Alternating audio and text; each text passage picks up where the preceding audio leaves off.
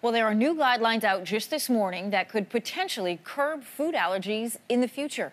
The Canadian Pediatric Society is now saying that infants at high risk of developing food allergies should be offered common allergenic foods at around 6 months of age. Joining us this morning is Dr. Alyssa Abrams. She is the chair of the Society's allergy section. She's also an immunologist. Good to have you with us this morning.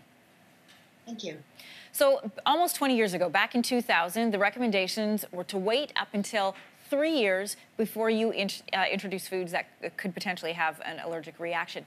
But then food allergy rates, they found, actually increase. The guidelines then changed to say that early food introduction could be protective, and now there is concrete proof that that is the case. What will that change for people?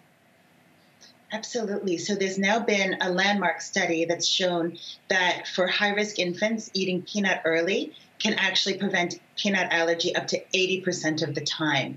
So we're hoping that with this new guidance, we can give children the best chance of an allergy-free future. What is a high-risk infant?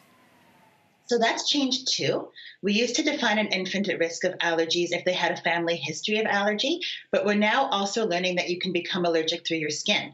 So we're defining an infant at high risk not only as having a family history, but also if they have an allergic condition themselves, like eczema. So obviously doing this under the guidance with your doctor, but once you introduce food, do you then continue to give it to your child? So that's a great question. We know that it's also important not just when you introduce, but how frequently you feed. Because if you don't feed an infant frequently, there's a chance that your body will actually forget to tolerate the food. So yes, once it's introduced, it should be fed regularly a few times a week. The numbers are interesting to look at. 7.5% of Canadians right now say they have a food allergy.